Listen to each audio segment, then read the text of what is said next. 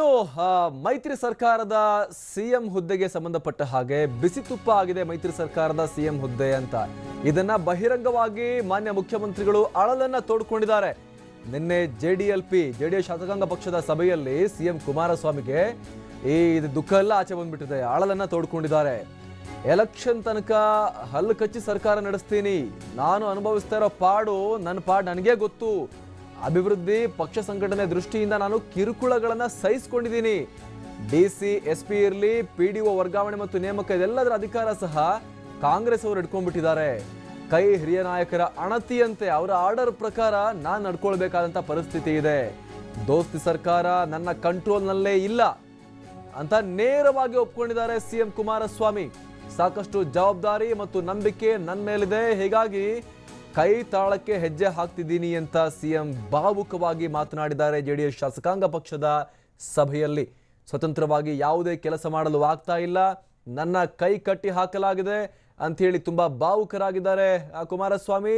ಚುನಾವಣೆ ತನಕ ತಡ್ಕೊಳ್ಳಿ, ತಾಳ್ಮೆ ಕಳ್ಕೋಬೇಡಿ ಅಂತ ಹೇಳಿ ತಮ್ಮ ಪಕ್ಷದ ಶಾಸಕರುಗಳಿಗೆ, ಜನಪ್ರತಿನಿಧಿಗಳಿಗೆ ಕಿವಿ ಮಾತನ್ನ ಹೇಳಿದ್ದಾರೆ ಮಾನ್ಯ ಮುಖ್ಯಮಂತ್ರಿಗಳು. ನನ್ನ ಬಗ್ಗೆ ಯಾರೇನೇ ಟೀಕಿಸಿದ್ರು ಕೂಡ ಪ್ರತಿಕ್ರಿಯೆ ಕೊಡಬೇಡಿ ಅಂತ ಹೇಳಿ ಮನವಿಯನ್ನ ಮಾಡಿಕೊಂಡಿದ್ದಾರೆ ಸಿಎಂ ಎಚ್ ಡಿ ಕುಮಾರಸ್ವಾಮಿ. ಮತ್ತಷ್ಟು ಮಾಹಿತಿಯನ್ನ ಕೊಡ್ತಾರೆ ನಮ್ಮ ಪ್ರತಿನಿಧಿ ವಿನಯ್. ಮುಖ್ಯಮಂತ್ರಿಗಳ ಈ ಮಾತುಗಳನ್ನ ನೋಡ್ತಾ ಇದ್ರೆ ಸರ್ಕಾರದ ಆಯಸ್ಸಿನ ಬಗ್ಗೆನೇ ಡೌಟ್ ಬರುತ್ತೆ. ಬಹಳ ಹಿಂಸೆ ಪಡ್ಕೊಂಡು ನಾನಿದ್ದೀನಿ, ನಾನೇನು ಖುಷಿಯಾಗಿಲ್ಲ ಅನ್ನೋ ರೀತಿಯಲ್ಲಿ ಮಾತಾಡ್ತಾ ಇದ್ದಾರೆ. ಈ ಹಿಂದೆ ವಿಷ ಕುಡ್ದಂಗಾಗಿದೆ ಅಂತ ಹೇಳಿದ್ರು. ಹೌದು ಅಮರ್ ಪ್ರಸಾದ್, ನೀವು ಹೇಳ್ತಾ ಇರೋದು ಸರಿ. ಸರ್ಕಾರ ಅಸ್ತಿತ್ವಕ್ಕೆ ಬಂದು ಈಗ 7 ತಿಂಗಳಾಗಿದೆ. ದೋಸ್ತಿ ಸರ್ಕಾರದಲ್ಲಿ ಯಾವುದೂ ಸಹ ಸರಿ ಇಲ್ಲ ಅಂತ ಹೇಳಿ ಮುಖ್ಯಮಂತ್ರಿಗಳು 2ನೇ ತಿಂಗಳಲ್ಲೇ ಹಿಂಟ್ ಅನ್ನ ಕೊಟ್ಟಿದ್ರು. ಜೆಡಿಎಸ್ ಕಚೇರಿಯಲ್ಲಿ ಮುಖ್ಯಮಂತ್ರಿಗಳಿಗೆ ಏನ್ ಸನ್ಮಾನ ಮಾಡ್ತಾರೆ ಆ ಸಂದರ್ಭದಲ್ಲಿ ಮುಖ್ಯಮಂತ್ರಿಗಳು ಸ್ವತಃ ಕಣ್ಣೀರ್ ಹಾಕಿ ಹೇಳಿದ್ರು, ನಾನು ವಿಷಕಂಠನಾಗಿ ಕೆಲಸ ಮಾಡ್ತಾ ಇದ್ದೀನಿ, ಸಾಕಷ್ಟು ನೋವುಗಳನ್ನ ಅನುಭವಿಸ್ತಾ ಇದ್ದೀನಿ ಅಂತ ಹೇಳಿದ್ರು. ಆದ್ರೆ ನಿನ್ನೆ ನಡೆದಿರ್ತಕ್ಕಂತ ಜೆಡಿಎಸ್ ಶಾಸಕಾಂಗ ಪಕ್ಷದ ಸಭೆಯಲ್ಲಿ ಮುಖ್ಯಮಂತ್ರಿ ಕುಮಾರಸ್ವಾಮಿ ಅವರು ತಮ್ಗಿರ್ತಕ್ಕಂಥ ನೋವನ್ನ ಶಾಸಕರೆದುರು ಮತ್ತೆ ಜೆಡಿಎಸ್ ವರಿಷ್ಠರಾಗಿರ್ತಕ್ಕಂಥ ದೇವೇಗೌಡರು ಎದುರುಗಡೆ ಹೇಳ್ಕೊಂಡಿದ್ದಾರೆ. ಏನಂತ ಹೇಳಿದ್ರೆ, ಬಹಳ ಮುಖ್ಯವಾಗಿ ನಾನು ಯಾವುದೇ ರೀತಿಯ ಕೆಲಸವನ್ನ ಮಾಡಕ್ಕೆ ಆಗ್ತಾ ಇಲ್ಲ, ಪ್ರತಿಯೊಂದಕ್ಕೂ ನನ್ನ ಕೈಯನ್ನ ಕಟ್ಟಾಕ್ಲಾಗ್ತಾ ಇದೆ. ಕಾಂಗ್ರೆಸ್ನ ಹಿರಿಯ ಶಾಸಕರು ಸೇರಿದಂತೆ ಮಂತ್ರಿಗಳು ಮತ್ತೆ ಮುಖಂಡರು ನನ್ನ ಯಾವುದೇ ಅಭಿವೃದ್ಧಿ ಕೆಲಸ ಮಾಡ್ಲಿಕ್ಕೆ ಬಿಡ್ತಾ ಇಲ್ಲ ಅಂತ ಹೇಳಿ ಮತ್ತೊಂದು ಪ್ರಮುಖವಾದ ಅಂಶವನ್ನ ಅವ್ರು ಹೇಳಿದ್ದಾರೆ. ಕೇವಲ ಒಬ್ಬ ಫಸ್ಟ್ ಹ್ಯಾಂಡ್ ಪ್ಯೂನ್ ತರ ನನ್ನನ್ನ ಸರ್ಕಾರದಲ್ಲಿ ನೋಡ್ಲಾಗ್ತಾ ಇದೆ, ಅವರ ಕೆಲಸಗಳನ್ನ ಮಾತ್ರ ಮಾಡ್ಲಿಕ್ಕೆ ಸಾಧ್ಯ ಆಗ್ತಾ ಇದೆ. ಮುಂದಿನ ಲೋಕಸಭೆ ಚುನಾವಣೆ ದೃಷ್ಟಿಯಲ್ಲಿ ಇಟ್ಕೊಂಡು ಮಾತ್ರ ನಾನು ಹಲ್ ಕಚ್ಕೊಂಡು ಸರ್ಕಾರವನ್ನ ನಡೆಸಬೇಕಾಗಿರ್ತಕ್ಕಂಥ ಅನಿವಾರ್ಯ ಪರಿಸ್ಥಿತಿ ಇದೆ. ಸೊ ಹೀಗಾಗಿ ನಾನು ಸಾಕಷ್ಟು ನೋವನ್ನ ಅನುಭವಿಸಿ ಈ ಸರ್ಕಾರವನ್ನ ನಡೆಸ್ತಾ ಇದ್ದೀನಿ, ನಾನು ನೆಮ್ಮದಿಯಾಗಿಲ್ಲ ಅನ್ನೋ ಮಾತನ್ನ ಹೇಳ್ತಾರೆ. ಇದೇ ಸಂದರ್ಭದಲ್ಲಿ ದೇವೇಗೌಡರು ಸಹ ಅವ್ರಿಗೆ ಹೇಳ್ತಾರೆ, ನೀವು ತಾಳ್ಮೆನ ಯಾವುದೇ ರೀತಿಯಲ್ಲಿ ಕೊಳ್ಕೊಳ್ಳೋದು ಬೇಡ ಅಂತ ಹೇಳಿ. ಅದಕ್ಕೆ ಪ್ರತ್ಯುತ್ತರವಾಗಿ ಮುಖ್ಯಮಂತ್ರಿಗಳು ಸಹ ಹೇಳ್ತಾರೆ, ಹೌದು, ರಾಜ್ಯದ ಅಭಿವೃದ್ಧಿ ಮತ್ತು ಪಕ್ಷದ ಹಿತದೃಷ್ಟಿಯಿಂದ ನಾನೂ ಸಹ ಸಾಕಷ್ಟು ನೋವನ್ನ ಅನುಭವಿಸ್ಕೊಂಡು ಈ ಸರ್ಕಾರವನ್ನ ನಡೆಸ್ತಾ ಇದ್ದೀನಿ ಅಂತ ಮತ್ತೊಂದು ಮಾತನ್ನ ಕುಮಾರಸ್ವಾಮಿ ಅವರು ಹೇಳ್ತಾರೆ. ಕಾಂಗ್ರೆಸ್ನ ಹಿರಿಯ ಸಚಿವರು ನನ್ನ ವಿರುದ್ಧ ಟೀಕೆ ಮಾಡ್ತಾ ಇದ್ದಾರೆ, ಅದಕ್ಕೆ ಪ್ರತ್ಯುತ್ತರವಾಗಿ ಮತ್ತೆ ಜೆಡಿಎಸ್ ನ ಸಚಿವರು ಕೂಡ ಅದಕ್ಕೆ ರಿಯಾಕ್ಟ್ ಮಾಡ್ತಾ ಇದ್ದಾರೆ. ಎಲ್ಲೋ ಒಂದು ರೀತಿ ಇದು ಸಹ ನನಗೆ ಒತ್ತಡ ಹೆಚ್ಚಾಗಕ್ಕೆ ಕಾರಣ ಆಗ್ತದೆ. ಸೊ ದಯವಿಟ್ಟು ಯಾರೇ ನನ್ನ ಬಗ್ಗೆ ಕಾಂಗ್ರೆಸ್ ನ ಮಿತ್ರರು ಮಾತಾಡಿದ್ರು ಸಹ ಜೆಡಿಎಸ್ ನವರು ಯಾವುದೇ ರೀತಿ ಪ್ರತಿಕ್ರಿಯೆ ಕೊಡಬಾರದು ಅಂತ ಆ ಕ್ಷಣದಲ್ಲೂ ಸಹ ರೇವಣ್ಣ ಅವರು ಒಂದು ಅಭಯವನ್ನ ಕೊಡ್ತಾರೆ.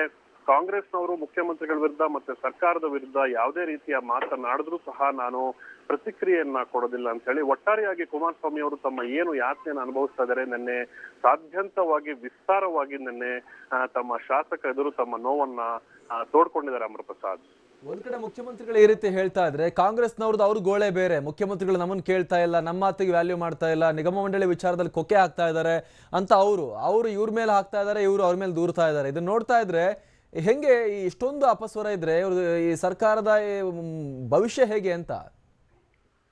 ಹೌದು ಅಮರ್ ಪ್ರಸಾದ್, ನೀವು ಹೇಳ್ತಾರೆ ನಿಜ. ಯಾಕೆ ಅಂತ ಹೇಳಿದ್ರೆ ನಿನ್ನೆ ಸಹ ಮುಖ್ಯಮಂತ್ರಿಗಳು ಹೇಳಿದ್ದಾರೆ, ನನಗೆ ಸ್ವತಂತ್ರವಾಗಿ ಸರ್ಕಾರ ನಡ್ಸಕ್ ಆಗ್ತಾ ಇಲ್ಲ, ನನ್ನ ಯೋಜನೆಗಳನ್ನ ನನ್ನ ಪಕ್ಷ ನೀಡಿರ್ತಕ್ಕಂಥ ಆಶ್ವಾಸನೆಗಳನ್ನ ಈಡೇರ್ಸಕ್ ಆಗ್ತಾ ಇಲ್ಲ. ಯಾಕೆ ಅಂತ ಹೇಳಿದ್ರೆ ಸಿದ್ದರಾಮಯ್ಯ ಅವ್ರದ್ದು ಒಂದು ಒತ್ತಡ ಇದೆ. ಹಿಂದಿನ ಸರ್ಕಾರ ಅಂದ್ರೆ ಸಿದ್ದರಾಮಯ್ಯ ಸರ್ಕಾರ ಏನು ಯೋಜನೆಗಳನ್ನ ತಂದಿದ್ರು ಆ ಯೋಜನೆಗಳನ್ನೆಲ್ಲ ಪೂರ್ತಿಯಾಗಿ ನಾನು ನೆರವೇರಿಸ್ಕೊಂಡು ಹೋಗ್ಬೇಕು, ಯಾವುದೇ ರೀತಿ ಯೋಜನೆಯನ್ನ ನಾನು ಕಟ್ ಮಾಡೋಂಗಿಲ್ಲ, ಮತ್ತೆ ಇದ್ರ ಸಮೇತವಾಗಿ ನನ್ನ ಯೋಜನೆಗಳನ್ನ ಜಾರಿ ತರೋದಕ್ಕೆ ಸಾಕಷ್ಟು ಕಷ್ಟ ಆಗ್ತದೆ ಅಂತ ಹೇಳಿ ಮತ್ತೊಂದು ಪ್ರಮುಖವಾದ ಅಂಶವನ್ನ ಅವ್ರು ಹೇಳ್ತಾರೆ.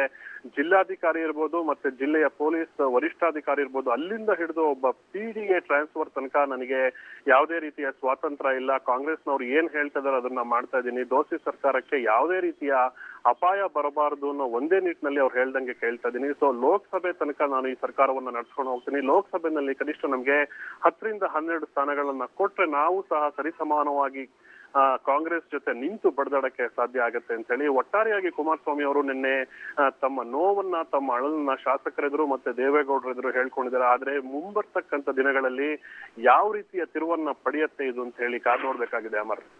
ಹಾಗಾದ್ರೆ ಈಗ ಲೋಕಸಭಾ ಚುನಾವಣೆ, ಈಗ ಅಲ್ಲಿ ಸೀಟ್ಗಳ ಹಂಚಿಕೆ ಮೇಲೆ ಅವರ ಮೈತ್ರಿ ಬಗ್ಗೆ ನಿರ್ಧಾರ ಆಗುವಂಥದ್ದು. JDS ಈಗ 1/3 ಕೇಳ್ತಾ ಇದೆ. ಅದಾಗಿಲ್ಲ ಅಂದ್ರೆ ಕತೆ ಏನು? ಒಂದ್ ವೇಳೆ ಅಷ್ಟು ಸೀಟ್ ಸಿಕ್ಕಿದ್ರು ಕೂಡ ಹಾಗಾದ್ರೆ ಲೋಕಸಭಾ ಚುನಾವಣೆ ಆದ್ಮೇಲೆ ಏನ್ ಕತೆ? ಹಾಗಾದ್ರೆ ಕುಮಾರಸ್ವಾಮಿ ಅವರು ಮಾತು ನೋಡ್ತಾ ಇದ್ರೆ ಚುನಾವಣೆ ತನಕ ಸಹಿಸ್ಕೊಳ್ಳಿ ಅಂತ ಹೇಳ್ತಾ ಇರೋದು ನೋಡ್ತಾ ಹೋದ್ರೆ ಒಂದ್ ರೀತಿ ಅವರಿಗೆ ಗ್ಯಾರಂಟಿ ಇಲ್ವಾ ಏನೋ ಅನ್ನೋ ರೀತಿ ಇಲ್ಲಿ ಅನ್ನೋ ಡೌಟ್ ಬರುತ್ತೆ ಇಲ್ಲಿ ಅಲ್ವಾ ವಿನಯ್? ಹೌದು ಅಮರ್, ಕಾಂಗ್ರೆಸ್ನವರು ಕಾಂಗ್ರೆಸ್ನವರು ಮಾಡ್ತಾ ಇರ್ತಕ್ಕಂತ ಆಪಾದನೆ ಪ್ರಕಾರ ಅಂದ್ರೆ ಮುಖ್ಯಮಂತ್ರಿಗಳು ನಮ್ಗೆ ಯಾವುದೇ ರೀತಿಯ ಕೆಲ್ಸಗಳನ್ನ ಮಾಡ್ಕೊಡ್ತಾ ಇಲ್ಲ ಅಂತ ಹೇಳಿ ಒಂದು ರೀತಿ ಆಪಾದನೆನ ಮಾಡ್ತಾ ಇದಾರೆ ಮುಖ್ಯಮಂತ್ರಿಗಳ ಮೇಲೆ. ಆದ್ರೆ ಮುಖ್ಯಮಂತ್ರಿಗಳೇ ನೇರವಾಗಿ ಹೇಳ್ತಾ ಇದ್ದಾರೆ, ನನಗೆ ಈ ಸಮ್ಮಿಶ್ರ ಸರ್ಕಾರದಲ್ಲಿ ಯಾವುದೇ ರೀತಿಯ ಅಧಿಕಾರ ನಡೆಸೋದಕ್ಕೆ ಅವಕಾಶ ಕೊಡ್ತಾ ಇಲ್ಲ ಅಂತ ಹೇಳಿ. ಮತ್ತೆ ಸೀಟ್ ಶೇರಿಂಗ್ ವಿಚಾರವಾಗೂ ಸಹ ನಿನ್ನೆ ಸಾಕಷ್ಟು ಚರ್ಚೆ ನಡೆದಿದೆ. ಸ್ವತಃ ದೇವೇಗೌಡ ಸ್ಪಷ್ಟ ಮಾಡಿದ್ದಾರೆ, ನಾವು ಸೀಟ್ ಶೇರಿಂಗ್ ಪ್ರಕಾರ 1/3 ಭಾಗ ಅಂದ್ರೆ 28 ಲೋಕಸಭಾ ಕ್ಷೇತ್ರಗಳ ಪೈಕಿ ನಮ್ಗೆ 12 ಸ್ಥಾನಗಳನ್ನ ಕೊಡಬೇಕು. ಆದ್ರೆ ಕನಿಷ್ಠ 10 ಸ್ಥಾನಗಳನ್ನಾದ್ರೂ ನಮಗೆ ಕೊಟ್ರೆ ನಾವು ಮೈತ್ರಿ ಸರ್ಕಾರದಲ್ಲಿ ಪಾಲ್ಗೊಂಡು ಬಿಜೆಪಿಯ ವಿರುದ್ಧವಾಗಿ ಎರಡೂ ಪಕ್ಷಗಳು ಹೋರಾಡಕ್ಕೆ ಸಿದ್ಧ ಇದೀವಿ ಅಂತ ಹೇಳಿ. ಒಟ್ಟಾರೆಯಾಗಿ ಏನಂತ ಹೇಳಿದ್ರೆ ಈಗ ಲೋಕಸಭೆ ಚುನಾವಣೆಯ ಸೀಟ್ ಶೇರಿಂಗ್ ಅತ್ಯಂತ ಪ್ರಮುಖವಾದ ಪಾತ್ರವನ್ನು ವಹಿಸಿದೆ. ಕಾಂಗ್ರೆಸ್ ಹೇಳ್ತಾ ಇರ್ತಕ್ಕಂತ ನೀತಿ ಪ್ರಕಾರ ಕೇವಲ 5 ರಿಂದ 6 ಕಡೆ ಮಾತ್ರ ಲೋಕಸಭಾ ಕ್ಷೇತ್ರಗಳಲ್ಲಿ JDSಗೆ ತನ್ನ ಶಕ್ತಿ ಇದೆ. ಸೊ ಹೀಗಾಗಿ 5 ರಿಂದ 6 ಸ್ಥಾನ ಕೊಡೋದು ಸಾಧ್ಯ ಆಗತ್ತೆ JDS, ಅದಕ್ಕಿಂತ ಹೆಚ್ಚು ಕೊಡಕ್ಕಾಗಲ್ಲ ಅಂತ ಹೇಳಿ. ಆದ್ರೆ JDS ಪಟ್ಟು ಹಿಡಿದಿರ್ತಕ್ಕಂಥದ್ದು ನಮ್ಗೆ ಕನಿಷ್ಠ 10 ಸ್ಥಾನಗಳನ್ನ ಕೊಡಬೇಕು ಅಂತ ಹೇಳಿ. ಒಂದು ವೇಳೆ ಕಾಂಗ್ರೆಸ್ ಮತ್ತು JDS ಲೋಕಸಭಾ ಕ್ಷೇತ್ರಗಳ ಈ ಸೀಟು ಹಂಚಿಕೆ ಸಂಬಂಧಪಟ್ಟ ಹಾಗೆ ಯಾವುದೇ ರೀತಿಯ ಒಂದು ನಿರ್ಣಯಕ್ಕೆ ಬರ್ದೇ ಇದ್ರೆ ದೋಸ್ತಿ ಸರ್ಕಾರದ ಮೇಲೆ ಇದು ಖಂಡಿತವಾಗಿಯೂ ಕೂಡ ಅಡ್ಡ ಪರಿಣಾಮ ಬೀರ್ತಕ್ಕಂತ ಎಲ್ಲ ಸಾಧ್ಯತೆ ಇದೆ ಅಮರ್ ಪ್ರಸಾದ್. Thank you Vinay.